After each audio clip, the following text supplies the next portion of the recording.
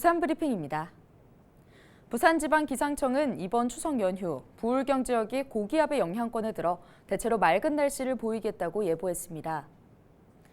29일 오후부터 30일 오전과 2일 오후부터 3일은 고기압의 가장자리에 들어 가끔 구름이 많을 것으로 예상되는데 기상청은 구름 사이로 보름달을 볼 수 있겠다고 전망했습니다. 연휴 기간 낮 기온은 최저 22도, 최대 29도로 평년과 비슷하거나 조금 높을 전망입니다. 밤에는 기온이 크게 떨어져 낮과 밤의 기온차가 10도 이상 벌어질 것으로 예상돼 건강관리에 주의가 필요합니다. 부산시가 추석 연휴 생활정보를 한눈에 확인할 수 있는 홈페이지를 운영합니다. 생활정보 홈페이지에는 안전과 의료, 교통, 관광 등 분야별 정보가 담겨 있는데요.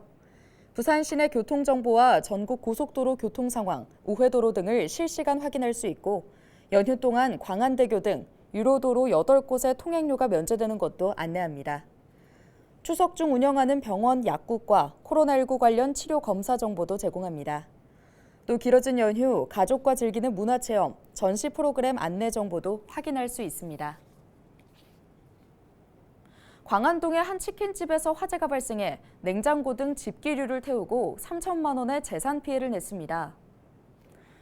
26일 새벽 3시 14분쯤 배달을 다녀온 치킨집 관계자가 가게 내부에서 불이 나고 있는 것을 확인해 소방에 신고했고 화재는 냉장고와 에어컨 실내기 등 집기류를 태우고 신고 8분 만에 진화됐습니다. 소방당국은 출입문 근처 포장대에서 불이 시작된 것으로 보고 정확한 화재 원인을 조사하고 있습니다. 재미있는 식감과 달달한 맛, 중국 간식 탕후루가 최근 젊은 세대에게 큰 인기를 끌고 있습니다.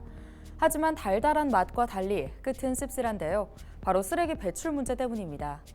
탕후루는 대부분 테이크아웃 방식으로 판매가 이루어져 이를 먹고 남은 꼬치가 길거리에 아무렇게나 버려지는 경우가 많습니다. 특히 길바닥, 전봇대 앞, 재활용 쓰레기 봉투 등 거리 곳곳에서 탕후루 꼬치와 종이컵이 무분별하게 버려져 있는 모습이 쉽게 보이는데요.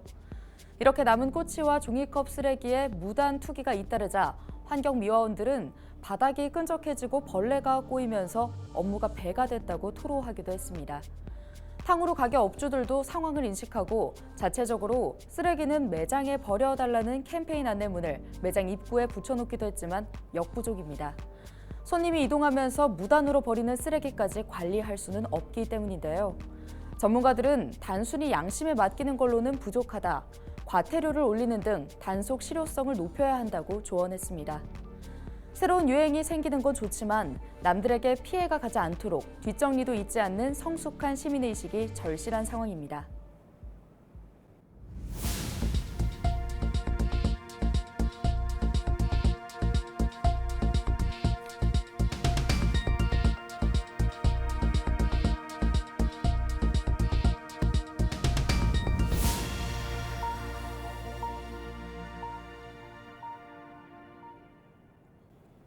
주한 카자흐스탄 누르갈리 아르스타노프 대사가 동의대학교를 방문했습니다.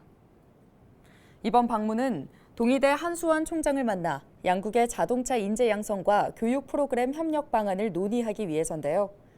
이와 더불어 동의대와 카자흐스탄 코스타나이 대학교 간 교수와 학생 교환 프로그램 운영에 관해서도 의견을 나눴습니다. 주한 카자흐스탄 누르갈리 아르스타노프 대사 일행은 이날 동의대 자동차공학연구실과 실험실에 수업 현장을 둘러봤습니다.